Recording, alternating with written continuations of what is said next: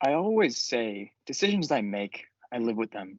There's always ways you can correct them or ways you can do them better. At the end of the day, I live with them. LeBron James. Yo, guys, what is going on? It is bright and early on this Friday, October 9th. No, it's been a little bit of a gap since our last episode. I believe our last episode was posted on Friday, right after the NFL season started. It's been a busy few weeks for the three of us, and as well as our guest tonight.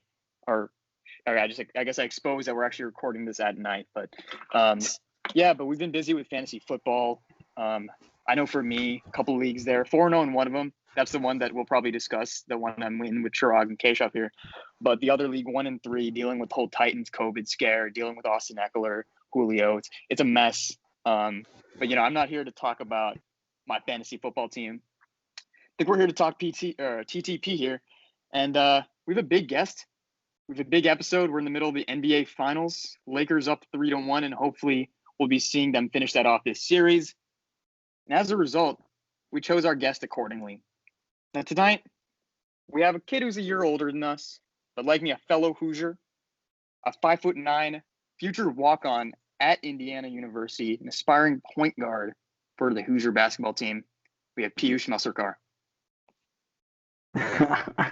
Thanks for the intro, Rohit. I just want to say real quick, I've watched a couple episodes of the podcast. Huge fan, and I've been wanting to do this for quite a while. So definitely appreciate you guys having me on here. And I'm ready to get started.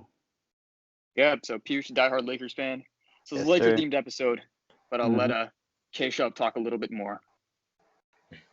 Yeah, so as you guys see here, and out of these four people, two of them are Lakers fans, and the Lakers on the verge of winning an NBA title. Today we're just going to be talking about, what really led the Lakers to this moment. They had their great years in the 2000s, winning 5 championships, and then they had their down years, the rough stretches. And, we're going to be going through what really led them to where they are now. And Piyush is going to give us some of his background on why he became a Lakers fan. Rohit too, I guess, and what really was so enamoring about the Lakers franchise, to them. So, Piyush, let's start with you here. Why did you become a Lakers fan? Well, mainly because of one player, Kobe Bryant. Like, hands down, that's the reason I became a Lakers fan. Because I think the first Lakers game that I actually watched, and I told Rohit about this, was Game 6, 2008 NBA Finals. And the one they got creamed. Yeah. Absolute blowout. So yeah, Piyush, this is what I was telling you about. Keshav, like you, remembers specific games from 12 years ago. So love to see it. But honestly, though, the only reason I remember this game is because it was literally the first basketball game I watched, and I was like 7. So I just went off whatever my dad said. He was like, "Oh, root for the Lakers," but me being me, I was just like, "I'm gonna root for the Celtics." I don't know if they're green and white at the time. Green and white for me was better than purple and gold, but as I actually started playing basketball, taking the game seriously, right, the year after, became a big Lakers fan after watching tons of Kobe highlights. I was like, this guy's so good. And then, so eventually I just became a full-blown Lakers fan right around the 2010, 2011 NBA season. Obviously that season was tough. Sweep by Dallas. Kobe had his knee issues the whole year. But I think the first season where I actually really, really watched basketball and tried to take something from what I was seeing and just take players' moves and just watching basketball, I think with a bit more of a passion than I'd say when I was a kid and I was just watching it because I was exploring a new game basically for me or a new sport was probably the season after in 2011, 2012. And basically ever since then I've been a diehard Lakers fan. And that's part of the reason I became a Lakers fan is because of Kobe, and then part of it is just because they're an LA team. At the time, the Warriors had not started their run, so they were the only good team in town, and my favorite player was on that team, so that's mainly why I became a Lakers fan. Mm-hmm. Keshav, real quick, Keshav, you started watching basketball around that same time, right? Around 3rd grade or 4th grade, yeah, around then. Yeah. I started watching. But you're a Kobe guy too. What are you? Come on, I guess, but I think the Bay Area thing has always been a big thing for me. And Monte Ellis was pretty fun to watch. I'm gonna be honest. Monte Ellis was No, cold. yeah, Obviously, yeah. Kobe was probably like one of the most fun players ever to watch. It's insane, right? Just No, watching yeah. him play. No, But I like Monte Ellis too. I think I Yeah. didn't really watch him in the Warriors, but I remember watching him when he was in Dallas, like right after. Mm-hmm. I think like this is after he got traded to Milwaukee, and then I think after he left Milwaukee. So like I Yeah. watched him in Dallas. He was actually a pretty underrated player there, and I don't know what he did after that. I think he like went to Indy and then like got bounced around, probably went out of the Totally. league after that. But yeah, like the couple seasons he spent like Dallas and Milwaukee, like he was really really fun player to watch for sure. Just totally. I'm surprised his career went that bad at the end, but Yeah, yeah. I mean, he's only 34 right now. Only 34. Nice in Indiana. Right now, No, Was I he think he hurt? had this one really bad playoff series that really just showed that he just wasn't good anymore. I mean, he was doing okay, I think, in Indiana, and then he just started playing terribly. It's like Roy Hibbert almost. Like he was doing well. yeah, in that some like games, one, and then just crap. yeah, 2 good seasons, and Yeah, then but I don't know, these gave out. yeah, I mean, he was a bench player in Indiana, I believe. No, I think he started, but then they started benching Whereas him. his and he was final playing season, bad. he started coming off the bench more. Oh yeah. He played quite a bit, man. He only played 2 seasons there though. And But wait, they signed him Piyush, to a 4-year contract, so I believe they cut him. It's unfortunate. Damn. Because And Piyush, yeah, I'm 2008. just curious. Okay, go ahead. It was, I was just saying he started in 81. I don't know how long we're trying to talk about Monte Ellis here. Shrog, I saw you laughing with your camera, with your mic muted there, but yeah, 81 games started in his first of 2 years there. Quite honestly, well, the points were a big drop off there, but he also was just, I mean, percentage wise, he was just taking less shots and he was making them a pretty similar rate that he had his entire career. Wasn't the right fit. Defensively was a liability at that point. I mean, I think that's what you expect. It was his 11th NBA season, his first year in Indiana. So enough of Monte Ellis, though. Yeah, it wasn't the greatest end of his career. Trog, I still see you laughing. Yeah, I mean, I was just gotta love Yeah. Monte. It's just it's for like as just seeing him from the Warriors. He was supposed to be the franchise player there. But I think they made the right decision in the end. Oh wow, that's Very bold. Very bold. I was just gonna say to Piyush, since he watched that Game 6 game, what prevented him from becoming a Paul Pierce fan? Because he was a good player too, But what turned you off of Paul Pierce? I quite literally did not know who Paul Pierce was until I actually started watching basketball, because like that was like just like the first basketball game I ever watched, and then it went from that to like the next season watched a little more, and then I think there was like my 4th grade year, or like 4th grade going to 5th grade that summer. That's when I like really really got into basketball. So like that's when I figured out like, oh, like LeBron James is now in the Miami Heat, Paul Pierce is here, this guy is there, and then like. Yeah, I just figured out the basketball landscape a lot later. So honestly, I don't really remember the Celtic players or the Lakers players from that series. I just remember like the Celtics were playing the Lakers. I saw a bit of the post game, and that's it. I don't remember any players back then. So it's not like anything turned me off about Paul Pierce. It's more that I was just like a 7-year-old kid. I was just like watching basketball for the first time. No, good thing you didn't become a Paul Pierce fan. Oh no, because his. I could go on and on about him as an analyst. He's absolutely terrible in my opinion. Okay, Joe, can I answer your question too? Yeah, sure. For Game 6 of that finals, so he shot 4 of 13. He was the 4th leading scorer on his own team. He was behind the other two in the big three were Garnett and Ray Allen. But he was also behind Rondo, who had 21 there. Rondo had Rondo with 6 steals that game. Wait, he got Finals MVP that year though. Let's check again. My memory does not go past 2012 or 11. No, because I remember you always see that image from that year. Oh, when he goes like, when he's like raising the trophy, you can see the Finals MVP trophy in his hand. So I'm pretty sure he got it, but yeah, I didn't know he had a bag. Yeah, it was Paul Pierce. Yeah. I mean, he was the leading scorer for the series, so makes sense. Yeah, they generally always give it to the leading scorer. That's why I think Bron and AD this series, when they win, it's gonna come down to who has the better Game 5. I feel like in terms of just like points and like who closes that game out. But yeah, I think historically Finals MVP has always gone to like leading scorer the series. I think maybe Iggy's the only exception. But, yeah, in recent history. Yeah, Iggy. And then Was Kawhi the leading scorer on the Spurs that series? I feel like he was. I feel like he averaged like low 20s, but I don't think Duncan or anyone averaged that year. I mean, I will say that it's still close between the two of them in terms of just points. It's still close, but LeBron actually has a lead just because of AD's 15-point disappointing game 3. Yeah. So LeBron's actually still ahead, and I don't know. I mean, I think the things he's been able to do defensively, he had Anthony Davis was so shut down last game. And I think that'll be a factor.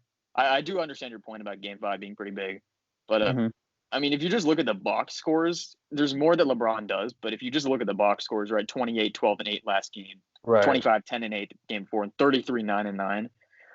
It's consistent dominance, consistently around the 25 to 30 range with around 10 assists, 10 rebounds. No, yeah, that's definitely I feel like that definitely serves LeBron well, that he does, or at least consistently in like the other categories, he's been doing a lot better than AD, because AD's had like good games rebounding, and even like with assists, like he's had like 4 or 5 assists here and there, which you'd expect for a big. But I think LeBron, he, at least in like the closing moments of the games, he's the guy with the ball in his hands generally, and he's the one that sets the table for everyone else on the Lakers. You see like AD a lot of the times, he won't be playing in the post at the end of the game. He'll be at the 3-point line spotting up, and LeBron will be at the top of the key with like Rondo and like a 2-guard set or something like that. And generally AD, a lot of the shots that he takes in the clutch, or at least the ones that he's taken to like close out games, have been outside jumpers. So I think like that's definitely a huge factor. But the reason I think it's a little closer than what you said, Rohit, is because LeBron didn't necessarily play well in Game 3 either, or the first half of Game 4. I think because Game 3 he had 8 turnovers, and I feel like that was a huge part in why they lost the game, because the story of that game was Laker turnovers. And Game 4, first half, same thing. He had like 4 or 5 turnovers at the half. Obviously, he picked it up in like the third and the fourth quarter, but I feel like LeBron for like a game and a half, at least in terms of like him as like a floor general passer, he wasn't necessarily himself. But towards the end of Game 4, him and AD both stepped up. So that's just why I think it's close. Yeah, I mean, also looking at AD, he's like shooting insanely well. He's shooting like 60, 50, 100. Something like that, yeah. It's actually insane. But also, I don't know, this is kind of random, but when I was looking at these stats, it's kind of crazy that both LeBron and AD are only averaging like 38 minutes a game. For like what do you expect it to be? Yeah. Huh? No, I mean, you expect it to be like 42. Yeah, I think I'm pretty sure in the last like 5 years, last 5 final appearances for LeBron, he's definitely averaged at least more than like 42. No, he probably played like 43 minutes a game. Yeah, it's crazy. Yeah, that makes sense. End of the game, he would play like 48 minutes. I think a huge part of it is that I think he just respects Vogel a lot more than some of his other coaches. I feel like just based on like the system Vogel's put in place, and also like the fact that he has Anthony Davis and solid vets as his teammates.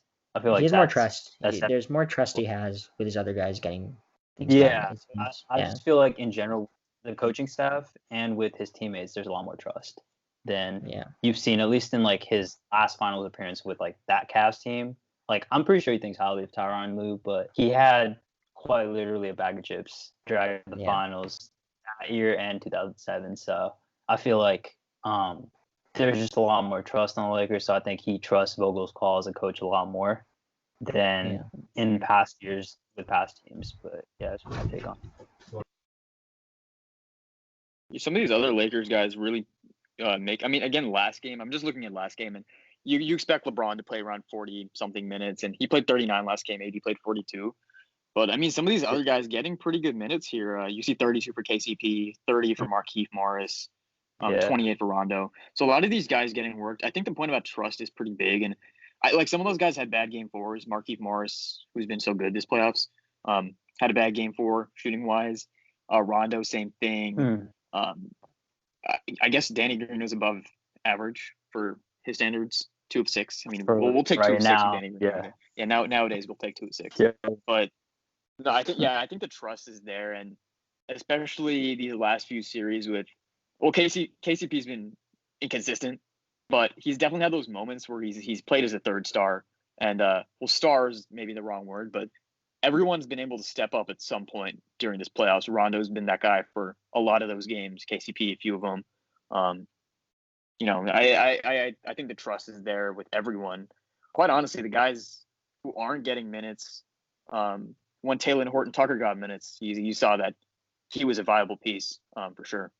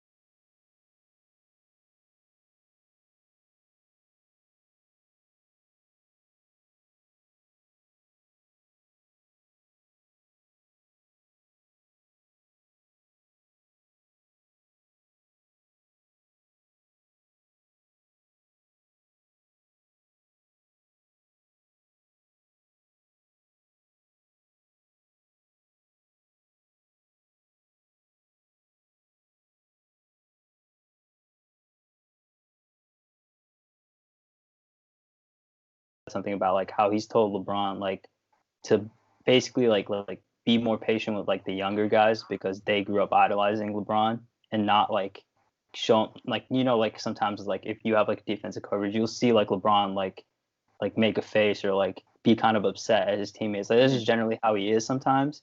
Obviously because like he demands greatness, but like Rondo's convinced him to like kind of like not necessarily lower standards, but like be a little more patient. I think that's just helped the younger guys on the team out a bit more. And then just in general, like having another guy with that like calming presence, I think when he got his like footing underneath him in that Houston series, everything turned around for us, and everything's basically been smooth sailing since then. So I think he's just been huge, and he showed it again, Game 4.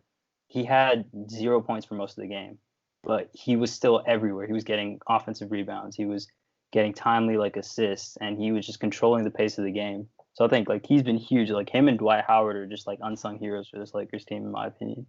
Mm-hmm.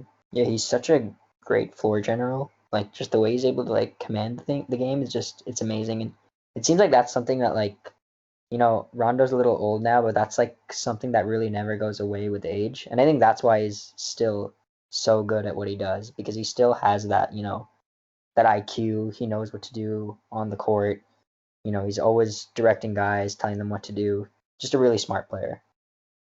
Yeah, I mean, I also think another thing that we saw these past 5 games is the Lakers kind of carve up this Heat zone in a way, and it frees a lot of shooters. KCP's drilling a lot of shots. Danny Green, some shots. Let's not talk about Danny Green. But well, we said 2 of 6. We take 2 of 6. Yeah, it opens up opportunities for like Caruso, Markieff, Kuzma, all pretty good shooters. Even Anthony Davis, they've all been able to drill these shots because of LeBron and Rondo being able to carve up this zone that Boston wasn't able to really understand and adjust to in that series. So I think that's one of the reasons why this Lakers team has been able to really dominate the Heat through these 4 of the 5 games. Definitely. And then I think just in general, also for the Heat, like I didn't follow that Boston series very well because I was focused more so on like the Lakers and what they were doing. But if the Heat did play a zone against the Celtics, it makes perfect sense because the Celtics, if you look at them, they got 4 guys that can put the ball in the basket and average 20 a game. And it gets a little crazy at times. I feel like towards the end of the series, Gordon Hayward was there. Then you had Kemba, Jason Tatum, Jaylen Brown. And Kemba, Jason Tatum, and Gordon Hayward all are like guys that you see on the ball. All guys that when you see them score, they're scoring, they're creating their own shot. So like when you can't necessarily do that against the zone as effectively, I feel like, even in the NBA, because you're not essentially allowed to play like a zone because you have defensive 3 seconds. But obviously exactly. The defensive coaches in the league have worked around that.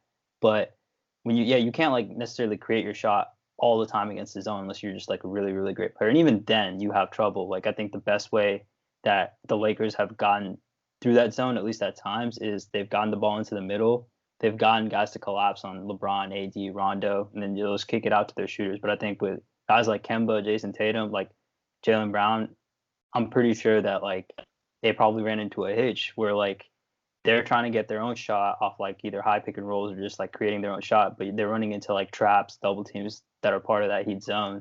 And that's where they probably had a little bit of trouble. But that's just what I feel like was going on. I could be completely wrong because I really didn't watch the series at all. But that's just, I feel like it makes perfect sense why they would not just zone series. I think also like, sorry, I was gonna say the Celtics only had one guy that would like finish in the paint, it would be like Tice. Like none of those other guys could have the same dominance as LeBron, AD, Dwight in the paint. And then it would just instantly, once one of those guys gets an open lane, your defense is gonna collapse. So I think the Heat weren't able to adjust to that. I mean, it's hard enough that you have to guard LeBron and AD somehow, but yeah. No, and I think like the Heat. Okay. I was just gonna say. No, I I think. was. Yeah. Okay. Well, just cut this. I'll go. So I mean I think just also with the Celtics itself, like as Piyush was saying, like you have 4 guys who are 20-point scorers, and it's not a team that really moves well off the ball. It seems you're typically relying on you're playing through 1 or 2 guys on each possession. And with the Lakers, right, like the threat that AD and LeBron pose is so high that you're always going to have to help on them, especially if they're going into the paint, that you're going to have some guys free up and get open. So I think that's why the Lakers are also so successful against it. I mean, the Celtics just weren't. It was hard to watch, actually. Yeah, they just literally always relied on a bad shot. They got a bad shot so often. Okay, go ahead. And it was, if you just look at straight up percentages for some of their big guys, we talk about Tatum and Kemba Walker a lot. Tatum was really inefficient from 3. I don't have the season stats pulled up, the series stats pulled up, but the last 3 games of the series, 3 for 10, 3 for 10, 4 of 11. Kemba Walker, another guy who pretty much the entire series was a non-factor. There was that crazy overtime game, and I think he finished with less than 10 points. He started righting the ship a little bit by the end, but still, this isn't the Kemba that we expected to see when he came to Boston. He had a good regular season, obviously an all-star starter. But I think maybe some of that inexperience in the playoffs showed. Charles Barkley said they needed cardiac Kemba. They didn't get cardiac Kemba. But yeah, Boston wasn't able to convert those shots. And I know like you could make the argument, Danny Green's been taking so many shots and he's been inefficient. But I think on the whole, the Lakers, every single guy 1 through 5, Dwight and McGee haven't been getting that many minutes, at least last game. But 1 through 5, Markieff Morris, sometimes that small ball 5, making big time shots from deep. No, yeah, I think Morris had a huge game 3 for them, or not game 3. I think it was game 3. He had a good game 3 even though they lost. And then game 4 also like I think Rohit, you might have mentioned something earlier about him.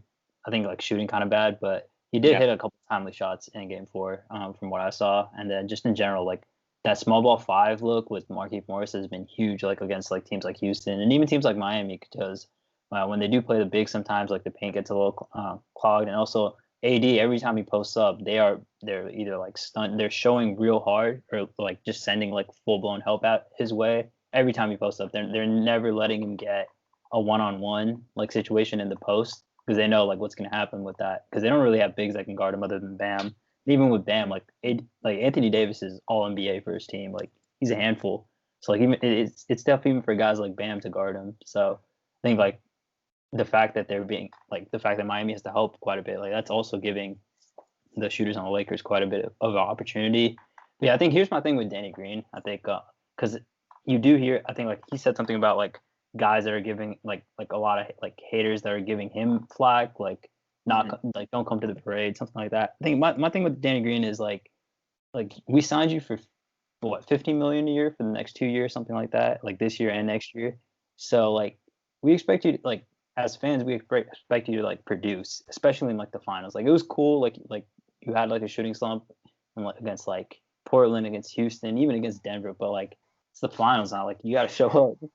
Like I don't know how else to say it. Like this has been going on the whole playoffs, and like I get like we had a huge layoff, and like before the bubble, like pre-COVID, everything, like Danny Green was balling out for us. Like he was almost like a third option some games, but and he's definitely struggled a bit. I mean, obviously, like I'm not gonna say like I'm not gonna sit up here and say, oh, Danny Green should get a ring, things of that nature. But I feel like fans have a right to be mad at the fact that like it almost seems like every game, even if he's shooting like 2 of 4, like which is what he was. 6, yeah.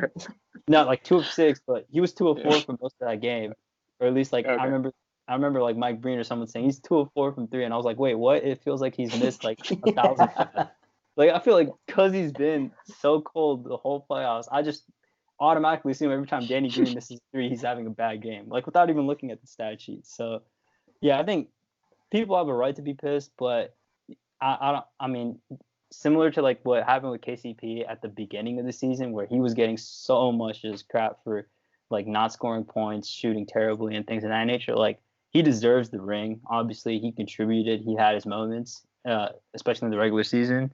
But fans do have a right to be pissed. Similar like Kyle Kuzma, because like he was supposed to be a petition, dude. Why is there a petition against Kuzma? Okay, I don't get that, bro. It should be against Danny, if anything. Yeah, I mean, he probably has his own petition too, if we're being honest. But I don't know. I really don't, but I wouldn't be surprised. But I don't want to look. I think with Kuzma, it's because as Laker fans, we had high expectations for Kuz. Rose, I don't know if I told you this, but I was unfortunately one of the people that said Kyle Kuzma is better than Jason Tatum after year 2. I was one of the people saying that. Obviously, I'm completely wrong. It's been proven over and over again this year. But yeah, I think just that the bar was very high for Kuz and the expectations, and especially with him being on Team USA, obviously, like unfortunately, he got injured. But I think that's what we were expecting when he returned, and obviously we knew it was going to take some time. But I think for him, the adjustment with playing with LeBron and AD, I think he hasn't figured that really out. He's not entirely comfortable, and I feel like once he gets comfortable, I feel like next season, fans should be right to expect like a breakout season from him. That's what I'm expecting next year, because he's gonna have 1 year playing with LeBron and AD under his belt, so he's gonna know exactly where his looks are, what he's gonna get, and he's gonna be able to like hone in on those things. And I'm definitely expecting at least like 15, 16 points per game next year for him on like good efficiency, if not more. If he gets to like 18, 20, great. We're gonna have another weapon, and we're gonna be able to compete a lot better than a lot of people think against guys like the Clippers and the Warriors next year. But I mean, regardless of Kuz and Danny Green and their struggles, like I'm just happy we got to this point after just everything that we've been through as like Laker fans. So okay. So I think also you forgot about Kuz. You forgot to mention the Rockets when you said compete. So what? Say what? You forgot to mention the Rockets when you were like, competing against the Warriors and Clippers. I think you shut the hell up. Do you have the coach yet? I just want to know. It's gonna be they're gonna bring JB Bickerstaff back. They're figuring it out. JB Bickerstaff, the ultimate interim coach. Yeah. Wait, also just about Kuzma, the point you were making, I think, as you were saying, it's like the adjustment is that he has to take a huge backseat role, and I would say like last year especially, like he was kind of almost seen as the second scoring option, and this year there's many other guys around him that could be that, and like it's a hard adjustment. Yeah. I wanted to comment on. Well, so this is just one kind of random comment, but first of all, like, if there's petitions for Kuz, which there have been, and then there's again, like Piyush said, there's probably petitions for Danny Green as well. Like, does anyone remember anything that Dion Waiters has done for this team? Like J.R. Smith as well. Okay, I'm not trying. No, I'm not trying to say there should be petitions. I'm just saying, like, if we're gonna have petitions, let's have petitions for Dion or Quinn Cook. To be fair, they haven't played. They haven't played. No, I'm not hating on them. They're winning. They're leading the series 3-1. Just be happy, like if they win a championship. Why does it matter? Yeah, no. I'm on board with that. But it's kind of funny though. Not gonna lie. Sign this petition and make sure Kyle Kuzma does not get a ring. Like, come on. I think part of it with Kuzma too is just like he quite literally lives the Hollywood lifestyle. Like being in LA, like indoors, you see him everywhere. Basically, no, I'm not gonna go into like his social life, but like no, we'll go into that. You know the deal with Kuz, like he's everywhere. So like the fact that he lives that LA lifestyle, but he's not producing like you would expect him to, I think that definitely gets at fans. For me personally, I mean, I just focus on like his play on the court, and it's definitely just like disheartening. It's like it just it's disappointing to see sometimes Kuz will get some of these looks and he'll like wide open shots and he'll like miss them. Like one is fine, but like you miss 2-3 in a row. But I think the encouraging sign is like his head is definitely in the right place because he knows like, hey, my shot might not be going down, but I'll cut to the basket, I'll move off the ball, and I'll get points that way. So I think like in terms of just like being present on offense, I feel like his mindset is in the right place. It sucks to see like his jumper the way it is right now because like we know he can shoot better than that, but I think it'll come with time, honestly. But I think just in the moment when sometimes like he gets trigger happy and the other team goes on a run because like they just keep on getting stops off of like who's putting up bad shots. I think that's what gets the people, like especially me in like the heat of the moment. But I definitely feel like he'll be better for us in the future. I just feel like right now he for some reason hasn't figured out that adjustment. But yeah, like as far as the petitions go, I mean like Laker fans like we're known for stuff like this, honestly. Mm-hmm. And I don't necessarily agree with it. I mean, people were giving KCP a lot of flack at the beginning of the season. I felt like it'd be fine. It's literally just games like 1 through like whatever, like however many games he struggled at the beginning of the season. Because like I was thinking more long term at that point, and I think some fans were too. But I think some fans just like in the moment you expect guys to do their jobs, and if they don't, it's just like, especially to the extent that like KCP and Danny Green have been struggling, like when they've been struggling, I feel like that's what gets to people. But definitely, I think like when we do raise the trophy, which I feel like is a foregone conclusion at this point, no one's gonna be in the immediate moment thinking about how Danny Green. I already knocked. Yeah, you knocked on wood. I'm gonna knock on wood too. I mean, obviously, like Kobe said many years ago, like what LeBron's been saying, the job isn't done, but I already know I'm 100% confident that the Lakers are going to come in with that mindset tomorrow that they gotta fight for this win, and they're going to get it done. That's just how I think the Heat may win tomorrow, bro. I don't know, man. Today, bro. Today. What do you mean the game tomorrow? The game tonight. Yeah, the game tonight. Yeah. So. Yeah. Can I? Wait, I just want to quickly say something. Trog, I think you probably had a point, but I wanted to quickly talk about Kuz, and I think the 3-point thing is 100% valid. His jumpers, it is I don't want to say broken, but it's not there. He shot 37% his rookie year. It's been down to 30 and 32 over the last 2 years, respectively. But I will say, like, I remember one of my first Kuz memories in his rookie year, or it wasn't a first memory, but it was something that you would see a lot more in his rookie year without LeBron. He was playing a lot more on ball. It was Kuz had a killer. I mean, he still has it. It's just you don't see it as much for obvious reasons. Balls in other guys' hands. But Kuz had a killer spin move. It was a killer spin move. It was nice. And you just don't see that much anymore. And again, like it's for the best. You want the ball in the other guys' hands, but I wouldn't have agreed with you if you said Kuz is better than Tatum after whatever year 1 or 2, or year 1, I guess. Year 2. It's because Tatum had a down year. Oh, sorry. I guess 18.7 points. I could see that, but the efficiency was there. But right. I could, I can't really see that, but the talent was there 100%. Summer League Kuz was a different animal, bro. Oh man, that Summer League team. That is the most engaged I've ever been during Summer League games. I don't know about you guys, but like that Summer League, that I think it was like what 2017, 2018. That Summer League team was raw. Like Summer League, so good. That's like Cody Mello, Game 6 Clay, like all of that right there. Yeah. That Summer League had so many of those young stars like emerge. Like Kuzma was like kind of out of nowhere. Like Donovan Mitchell. Like Tatum was like balling. Tatum was still expected to be like. No, but like I mean, just seeing him like with his just young studs. Yeah, young guys. Yeah. Like I don't know. Maybe I just haven't watched enough Summer League basketball, but that Summer League was exciting. That was a good Summer League.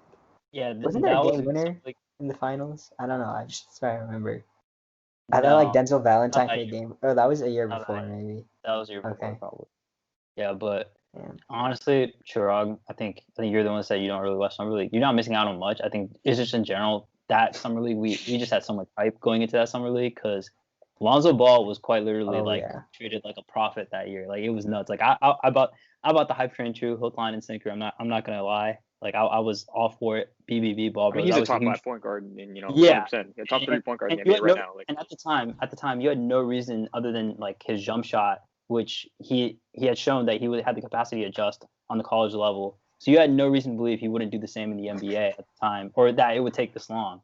So I think, and you had nothing in his game at that point that would say that, oh, like he wouldn't be able to lead the Lakers team the same way he's led the UCLA team, because it was a young team. He got the keys to the car basically, and from Magic, who was like talking all kinds of stuff of him having his jersey in the Raptors, things of that nature. And like honestly, like I feel like a lot of Lakers fans were definitely super excited for that team, and it just carried over into summer league because already like summer league's in Vegas, so a lot of Lakers fans can make that trip, so they're always there. But that year especially, you had Lonzo Ball, and then started playing well throughout the summer league. We didn't necessarily know who Kyle Kuzma was, other than like, oh, he's our first round pick. Same with Josh Hart, but him, Josh Hart, and even Caruso, like that year, like they all played well that summer league. I feel like that summer league was the reason that Caruso got his like 2-way contract, and just like he was more.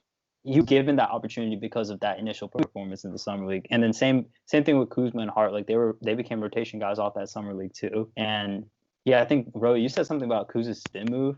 There was this one game against Utah. I remember like he had this like crazy, like it was in transition. He had like a huge spin move, I think. And this was after like him being a non-factor against the Clippers. Like a lot of the young guys were like that game. That was the game that Pat Bev basically like shut down Lonzo to like. And that was like his first game in the league. So like the game after, I think, or like a couple games after, Kuz had a nice game against Utah. And I think from there, like he had a full breakout season. So yeah, I think for him, expectations were definitely like a lot higher than they should have been, because he wasn't as skilled as a Tatum. He never really has been, but he's been able to fill it up based off the fact that he can get really hot really quick. And because like he's an above average player when it comes to like just taking the ball to the rim, in my opinion, like at least for like his position, and just like he has a good like arsenal of like just touch shots that he can go to if he's not able to shoot the outside shot. I think for him it's always been, can I get my own shot and can I shoot off the dribble? I think those have always been the two question marks with his game, especially when you compare him to a guy like Tatum who can easily do that. So I think in the future that's definitely something he needs to work on. But I think he'll be a good player for us. But it is what it is. I feel like none of this has anything to do with the immediate present, where we're about to win banner number 17. So knock on wood, obviously, but I think it's coming. Yeah, and also next year's Kuzma's contract season, so he better be playing good, or he won't be back. NBA players always ball in the contract season. So Jesus Christ, I expect nothing else. Yeah, and I know you mentioned that you didn't really want to talk about his social life, but I know here at TTP, that's one of we 100% will bring it up. The other shit is emphasized. The other shit's emphasized. Yes. Genie Bus, Kuzma. Okay, dude, come on now.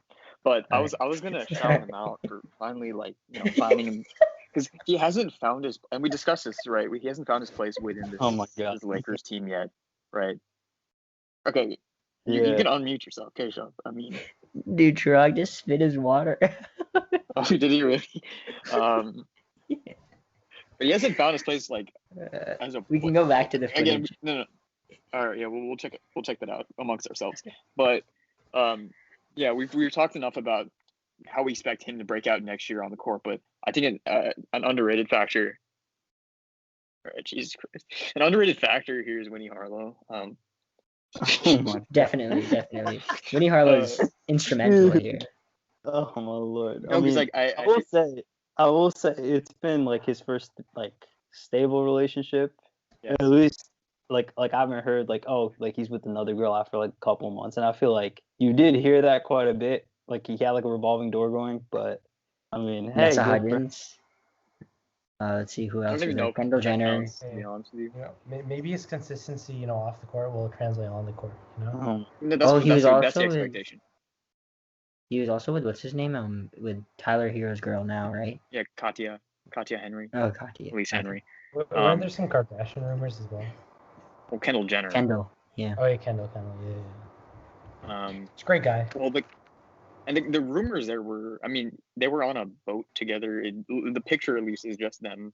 Maybe there's other people. He doesn't really seem interested. Neither does she. They're kind of just doing their own thing. But, so it's just a white, looks like a yacht. They're both wearing white clothes. I guess you guys don't need a whole image, but I'm just trying to put it, in your guys' minds if you don't have it. But he's just sitting there staring at her eyes. But Kendall, I don't think that means a whole lot. You see some of the guys she's been with, Blake and Jordan Clarkson, Ben Simmons, haven't really won a whole lot. Booker's a big one. Oh, yeah. I'd just like to point out she did Blake Griffin super dirty when they were a thing, because I feel like that was the year. Yeah, that was the year Blake Griffin got traded to Detroit. Yep. And after Blake Griffin got traded to Detroit, you heard absolutely nothing about their relationship. So I just feel like she did that man dirty. But hey, man, I feel like Blake has had a resurgence. It's just that he's in Detroit, and unfortunately, I do know some people that are Detroit Pistons fans, and Detroit similar to Cleveland, because okay, the guy grew up there, so he was there for years, so I applaud him for loyalty, but Detroit, similar to Cleveland, has never been the center of anything, and they've just always been irrelevant. The Browns might change that. Question, emphasis Detroit? on might. No. Lions, you mean? Lions? No, I said Detroit and Cleveland. I said Detroit and Cleveland. Oh, yeah. I thought you I was just for a second. Yeah. So the Browns might change the fact that Cleveland sports is generally irrelevant outside of LeBron, but that's a huge question mark. And then just Detroit in general, there's been nothing going on there for a while. So, I mean, if you're watching this and you're a Detroit Pistons fan, I just feel bad for you. Yeah, and I will say that Detroit Pistons fan watching the pod. Yeah, and the other thing is, we'll see. Maybe we'll post on the subreddit there for the Pistons. We'll say we can talk about how Piyush roasted them a little bit. He didn't even mention them having a future, right? You said you had nothing positive to say. Well, they haven't really done anything positive other than make it a couple times in the 8th seed and get swept in the playoffs. But okay, so yeah, we're not going to post on the Pistons subreddit. I don't think that's a move. Quite honestly, I think the Pistons are probably the worst team right now in terms of their future. Yes. Yeah, I don't know any young guy that's exciting there. Maybe Oh no, there's one. I'm very excited by Bruce Brown. No, there's just two. I think Christian Wood. Christian Wood. Sorry, I had him in fantasy. No, not Christian Wood. I was who's the other guy? Luke Kennard? Sekou. Yeah, Sekou. Oh, Sekou. Sekou. What about Luke Kennard? Straight up shooter. No one's really excited Lights for out. Luke Kennard, bro. I think we're talking about guys that have the potential to be a star at this point. I feel like Luke Kennard's just another role player. But wait, he averaged 16 points a game on 40% shooting from 3, 44 from the field. I mean, he's nice. That's pretty good. How nice is he's nice. He's nice. I mean, I'd say he's nice. He had Detroit 4 assists. The only person I've really heard of is Christian Wood from that team. Christian Wood did a lot of work last year. Yeah. But I mean, a little bit of a shout out, not a huge shout out here. Bruce Brown was a pretty good player. They just terrible contracts when you really look at it, Yeah, shout out to Denver getting rid of Drummond, and that. I mean, they still have Tony Allen being paid $12 million a year. Who? Tony Snell, you mean? What? Tony Snell. Oh, yeah, what do you, bro? Come on. Shout out Tony Allen as well. Friend of the pod. Yeah, they have Blake Griffin for $38 million till 2021. So, I think the worst franchise in the NBA at this point. Yeah, I feel like that's a good topic for another day. I know I love hating on the Charlotte Hornets. Detroit definitely up there. They have some potential now. Top 2 pick this year, Charlotte Hornets, and they got some guys over there that can ball a bit. At least at least top 2 pick? Yeah, they got the 2nd pick this year in the lottery. Or wait, second or the Warriors have the 2nd pick. Yeah, they must have the 3rd pick. Yeah, they have the 3rd pick for sure.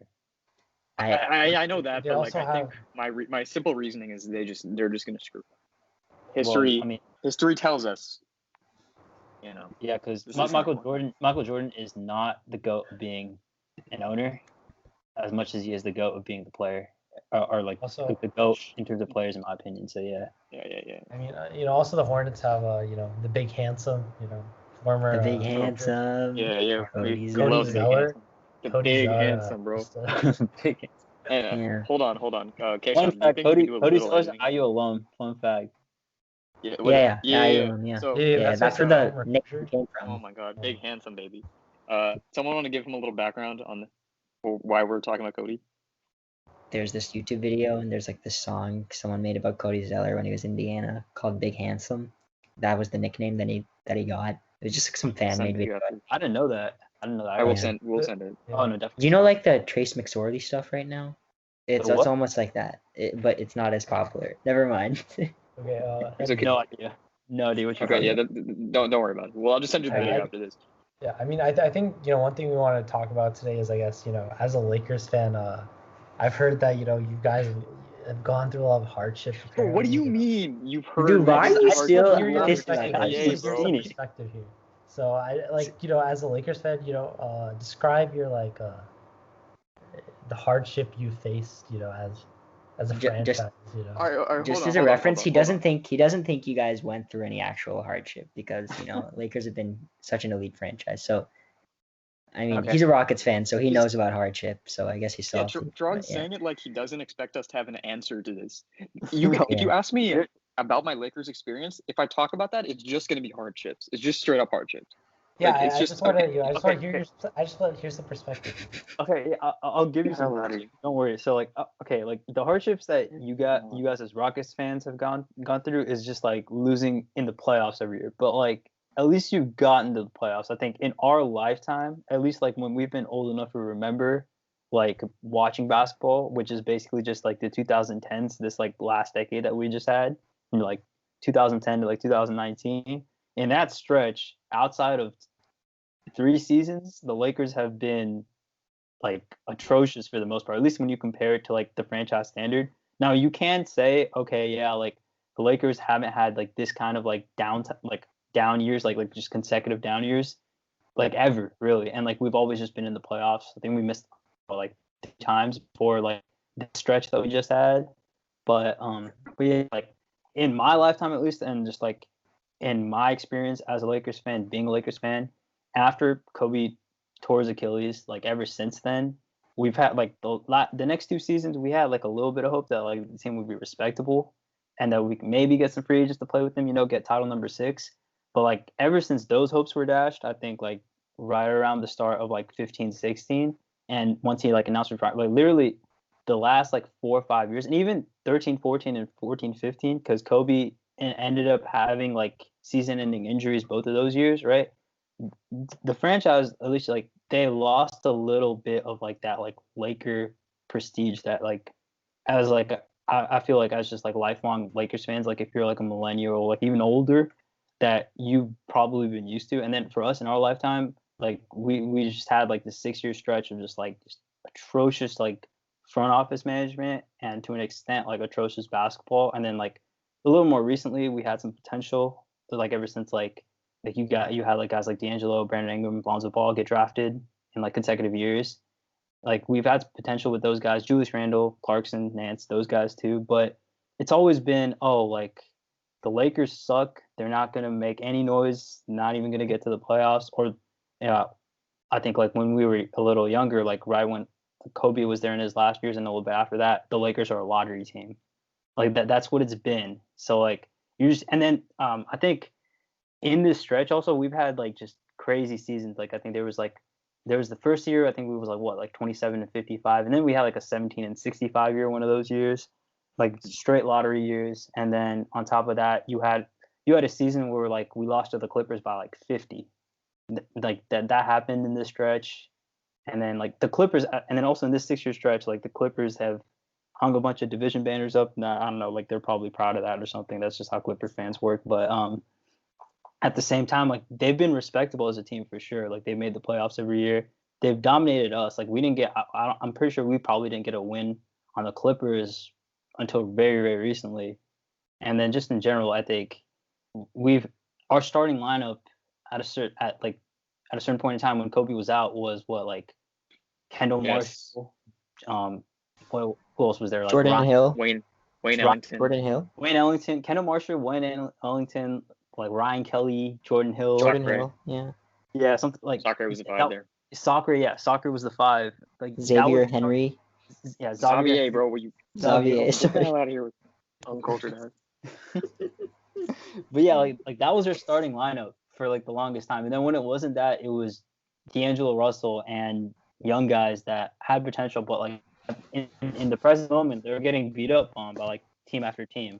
So like I think it's just been like the fact that we just haven't been able to like we've had potential these like past 4 years, and even before then it was like okay, like you had some hope, but like it's just always ended up with either injuries or just terrible front office management on the part of guys like Jim Buss. I have just this hatred for Jim Buss ever since I think like 6th grade for me, like that 2012-2013 season when like the Dwight Howard thing didn't work back then.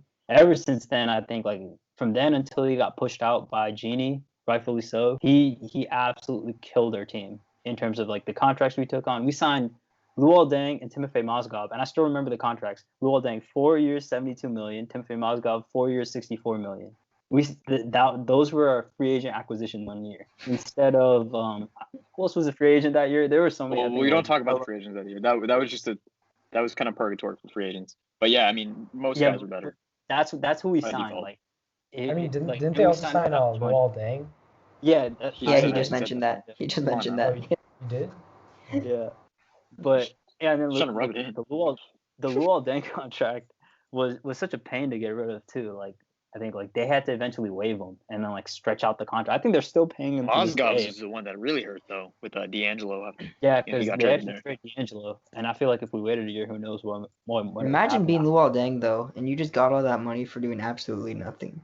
Apparently apparently he has a huge real estate portfolio. I remember reading that once, but yeah, like he just has like $1 million every year coming in, like just like random checks from the Lakers that like that are just coming in because they stretched his contract out over God knows how many years so that they could pay it off, and like take less of a cap hit. But yeah, I think more so than like the players that we actually had, we were just very mismanaged as a team, and that was because of Jim Buss and Kupchak just losing their touch and like probably their minds, if I'm being honest with you.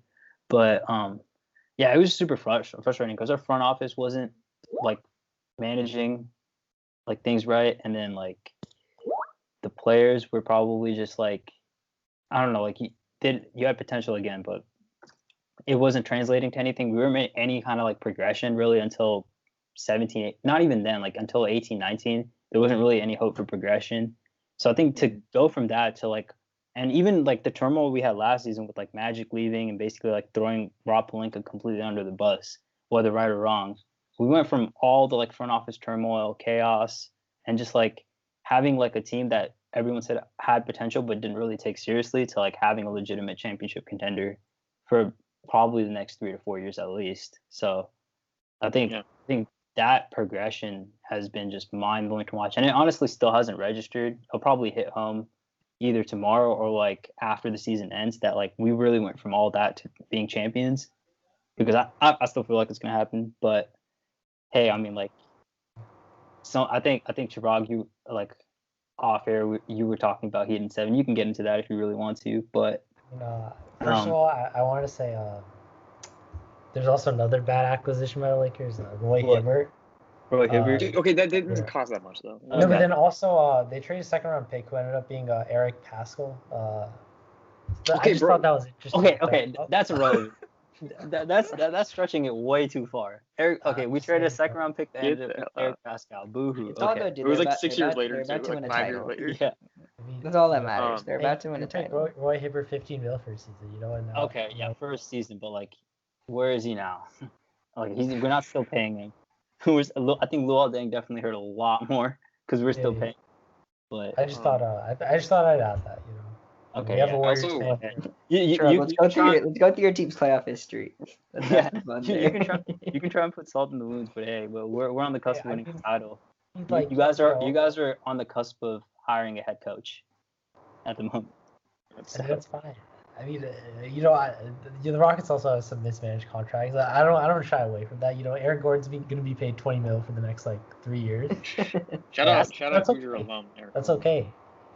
That's okay. Friend of the pod. Yeah. Actually, I will say that the one time I DM'd Eric Gordon. What are you talking about, friend of the pod? The only time I've DM'd him was, have we DM'd him? No, I don't think we have. I'm just saying that he's a I friend of DM'd the him pod. personally because remember that 2K video of him like having a really bad voiceover? Yeah. Oh, Yeah. Well, I DM'd him saying like, "Hey Eric, like why the fuck you sound so stupid?" That was all. I don't know why I did it. Wait, what did I he did say it. again? He didn't like, say. Oh, like sorry, in the video. in the video, yeah. It was something He about was a like, weatherman. he's like, I don't know. when the weather, and then Dion Waiters. Oh God, It's he's just even it doesn't worse. matter. Whatever. Chirag, I wanted to quickly answer your question you asked Piyush a little like whatever 5-10 minutes ago. With some irrelevant, but they exist. Some stats here. So one thing I wanted to look at was okay. We're going to look at relative offensive rating, which is just their offensive rating relative to the league average, and the Lakers from 1994-95 through 2012-2013 had a positive rating relative to the league. Okay, so that's like 20 years almost. All right, and for the last or prior to this year, for 6 straight years, they had a below average defense or below average offense relative to the league. So when we're talking about expectations, again, I'll say I became a Lakers fan around 2011, 2012. That's as far back as my memory goes. They were not that great that year, obviously. Piyush talked about how they lost in the semis there. But the expectations were at least there, and they've been doing it for 20 years. But then 6 years of them just being completely garbage. And here's another, again, possibly irrelevant, but it exists. Kind of stat.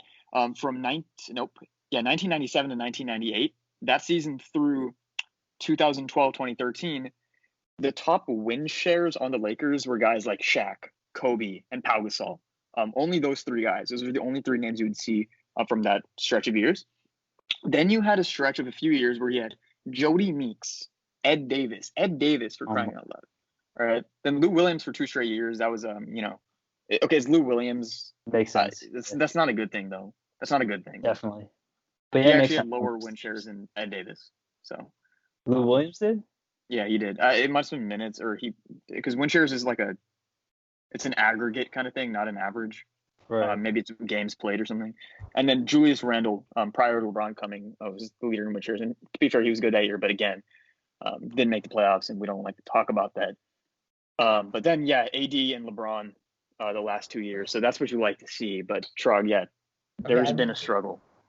This is what I mean by, I don't feel like there was a hardship. Okay, I'll explain. There's a clearly hardship. No, I'll explain. No. I'll explain my reason. Come on now. Okay. So, we all know the Lakers are a winning franchise. They've always been a winning franchise. When you not always. Not always. Okay. When you two became fans, you were just coming off, championships. Kobe was still at that time believed to be in his prime. He still had, maybe 1, maybe 2 still in him. And obviously, he tore his Achilles. Things went south. They got Dwight Howard, Steve Nash. Really didn't work out. The team just became trash. And, through the years, they got some high draft picks. D'Lo, Lonzo, Branding, whatever. But I think the reason why I don't believe it's hardship is because a lot of teams have the same struggle. And so it's still hardship. It wouldn't make it less of a hardship. So what makes it worse is that because the Lakers have a winning reputation, the whole fan base just expects championships, and it's unrealistic. Yeah. And then now that they have a championship, it's like, oh, we've waited so long for a championship. But this is like I don't believe that this is a hardship. No, but to your point, every fan base, I don't think this is different, No, but I think your point about the expectations being so high, I mentioned this kind of random stat about the offensive rating thing. For 20 years, they were above average by a good amount. When the expectations are that high, and first of all, Piyush, believe you saw, I don't remember the exact year you gave, but you watched 1, maybe 2 championships there. Either way, you were like 9. I started watching in 2011, 2012, so I hadn't seen a championship at that point. It was Dallas, the reigning champion, when I started watching. So, again, for your formative years, for my formative years, we just got to see this disappointment. And like I said, like you said as well, Truck, the expectations were so high. And when the expectations are high, stuff happens. No, but I think the expectations being high, that's what makes the the hardship more meaningful. And it happens. And it's not that they have to be like.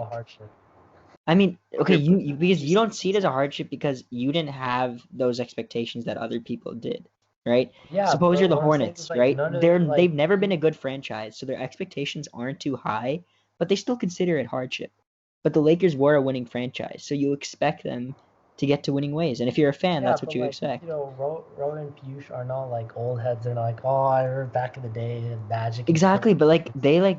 We've never seen anything, or like at least in our recent memory. Yeah, that's why I don't think it's a hardship. That's why I don't think it's a hardship.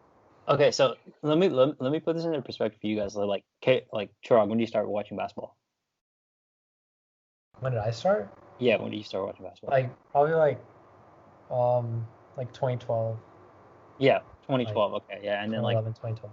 For me, like I seriously started watching basketball like probably the year before, like 2011, right? So like basically, I'm like as a Lakers fan, we had 2 winning seasons and 1 season, and then the Dwight Howard season that was super like just volatile and explosive. So it doesn't even count as a winning season. It was just like Kobe put the team on his back at the end, but even then there was so much drama from like the beginning of that season. So like it wasn't like a solid. We didn't have like a solid team. That team was very volatile, and you saw that because next year like the team wasn't the same. Dwight left, Kobe had his like thing, and then came back, got injured again. So like that team was very very volatile. So like we had like a winning season and a half, and then from then until 2018, 2019, they were absolutely just like there were no realistic expectations of even like the Lakers getting to the playoffs, right? And towards the beginning of that, like 13, 14, you would have thought, okay, no, like depends on how Kobe plays. If Kobe comes back and plays well, Lakers have a chance because we still have like Pau Gasol. But even then, like Kobe played 6-7 games, and after that season's a wash, right? And then the next season, right? Like even Kobe's playing like respectable minutes. He's playing games. I think he averaged maybe 22 that year, maybe less. But you could tell like that team wasn't going anywhere. I think that was that team coached by Mike D'Antoni. Like that team wasn't going anywhere. And then Kobe tore his rotator cuff, wash season again, right? And then after that season, you had Byron Scott as the coach for what was it, like 2015, 2016, something like that. And then sorry, Piyush, I don't mean to cut you off really quick. Mm-hmm. Byron Scott's Keshav, you have some ties, right? Oh, am I wrong? Scott, actually, wait, do I have? He did. Wait, what? What? What did he do? Sorry, I forgot. Like, what was the exact connection? He went to UCSB. Wait, no, sorry. Byron He went Scott? he went to. Wait, are we? This is right. He went to Arizona State. You're talking about Brian Shaw. Brian Shaw, yeah, Brian Shaw. Sorry, I don't remember. This was like a couple months ago. We were talking about the whole Brian Shaw UCSB. Never mind. This is irrelevant. Okay, sorry. No, you're good. Yeah, that's definitely interesting. I mean, I don't know if you all know, but Kurt Rambis went to Cupertino High. Yeah. I believe I saw. Yeah, that's weird. Yeah, like I remember seeing that, and I was like, whoa, like he went to Cupertino High. Like, yeah, that was crazy. But yeah, like back to my point about Brian Scott. Like Brian Scott was a guy that was in a league full of 3-point shooters, or like a league where like we were trending towards like shooting the 3, and that was like an essential part of the game. Byron Scott was the guy that was like out there. Like I don't remember the exact verbatim what he was saying, but he was basically saying like, oh yeah, we don't need to like put up threes that much, and he was giving them like the whole like old head vibe basically, and like the Lakers were playing like that too. Like they were like what, dead last or close to last, and like what, like 3-point, like any 3-point related stat, like we were like dead last or close to last. So like we weren't playing the right way for the time, and on top of that, like he was just he was hard on D'Angelo Russell, but he was also unfair to D'Angelo Russell in my opinion. Definitely like hurt his development during that year. I mean, I get the whole like Kobe farewell tour thing, but like he definitely could have used D'Angelo Russell a lot better. I mean, obviously like D'Angelo Russell, like there's stories about his work ethic too that year, but yeah, I think like he just wasn't the right guy to coach that team. I think they honestly really only brought him in because they needed someone that could like coach Kobe and like command his respect, and like they for some reason couldn't find anyone. But yeah, like you had that season, and then the next year Luke Walton, okay, yeah, new coach, and then we had a promising beginning that year, but again like injuries, and then that season became washed too.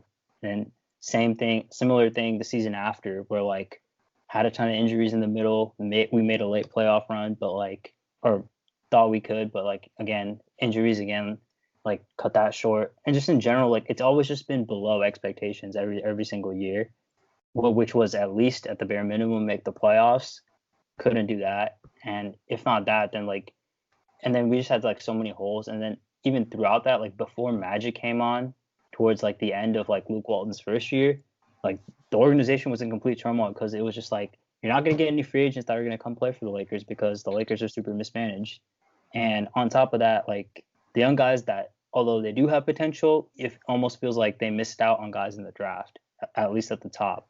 Like I don't know about Brandon Ingram, but like D'Angelo Russell's like it was either him or like Jahlil Okafor, and like at least in like I know Jahlil Okafor didn't turn out like a star player either, but like maybe it would have been a better fit for the Lakers. And then the year that Lonzo got drafted, especially, they could have drafted Tatum, they could have drafted De'Aaron Fox. Like looking back at it, they definitely missed out on some guys. Donovan Mitchell went 13 that year, right? Luke Kennard also a little bit of a miss. Friend of the pod, Luke. I don't know. I'm talking about Jackson, like potentially. That's not a miss because Josh Jackson isn't in the league anymore. But I think that Derek White. You never know. Yeah, but Tatum and Fox were two guys that produced right away for their teams, and like we missed out on them. So like those were things that like fans could point to and be like, we definitely missed out there. As much as there was hype about Lonzo, as much as people were encouraged and like every time Lonzo showed signs of like greatness, like people would be like, oh, like it's here. But like there was a ton of hype. But I feel like if we had a guy like Jason Tatum, one, he wouldn't have gotten traded.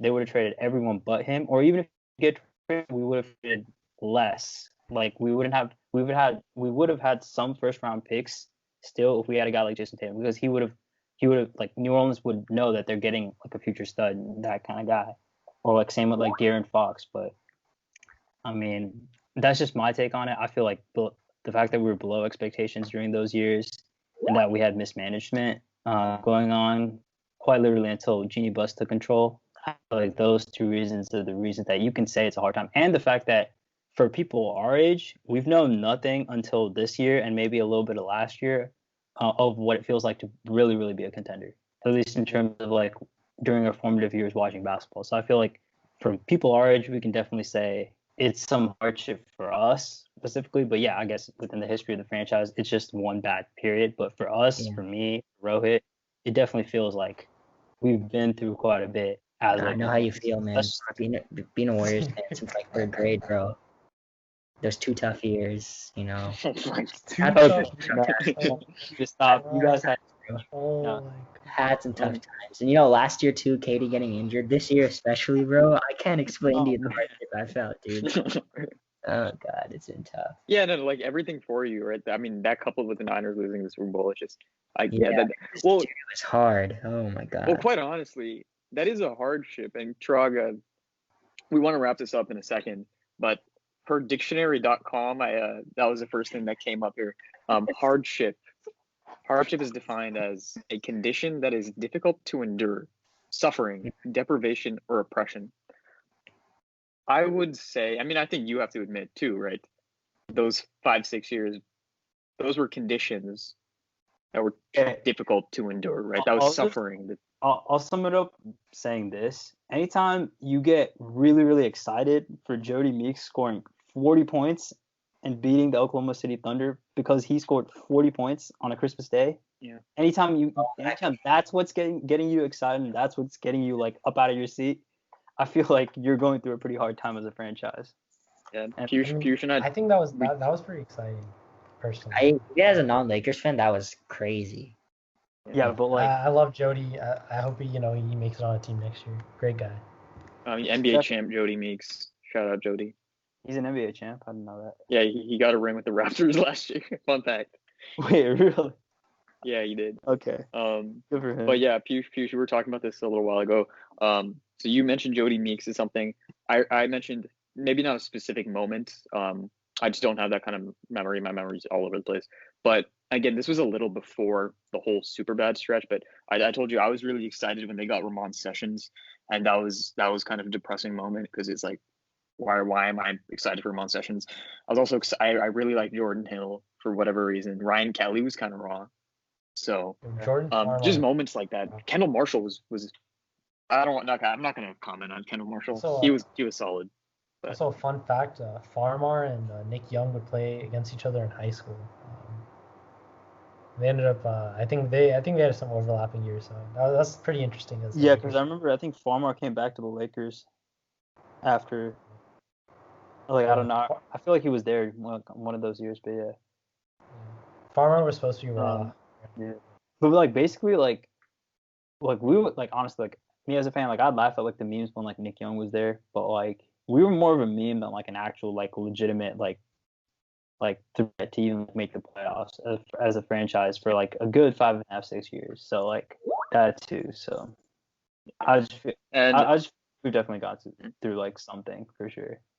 Yeah, and I know this whole conversation has because of Chirag has kind of steered to a more negative discussion about the hardships. But let's not forget Game 6 later today, or sorry, I don't know why I said Game 6. Game 5 later today. Lakers looking to finish it off here. Let's just get a quick MVP finals prediction from you guys. Chirag, if you want to say like Jimmy Butler or something, say that. But I'll just say LeBron. There's just a lot. Yeah, I'm not gonna give a reason. Let's just quickly go around. Piyush, who you got? I got AD. I think he's gonna show AD. up. I think he's gonna have a big Game 5, but I got AD. Keshav. Yeah, I got 80 as well. Chirag. I think this is tough for me to say, but I think I'm gonna have to go quick answer. I think I'm gonna go with 80. Okay, I was expecting Tyler Hero, but but what I like to hear there is, again, we're trying to wrap this up real quick, but we're getting 4 Laker MVPs.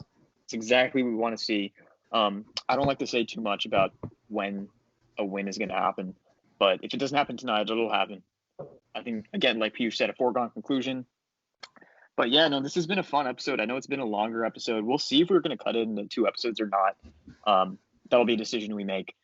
But yeah, I mean, getting to talk about the Lakers these last 10 years, we actually had more we wanted to talk about, some unrelated fantasy football stuff, but we might just keep that off air.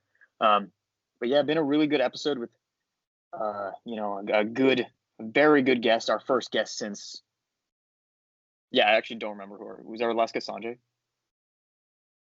Hello? All right. I guess this is. I think it was Sarang. It was Sarang, but yeah. Yeah, so Sarang. We haven't had a guest since August, I believe. So having a fellow Laker fan on here on the day that we clinch a finals, pretty special. But I want to thank you, Piyush. Thank you, Piyush. Knock on wood. Thank you, Rohit. So this has been a great episode.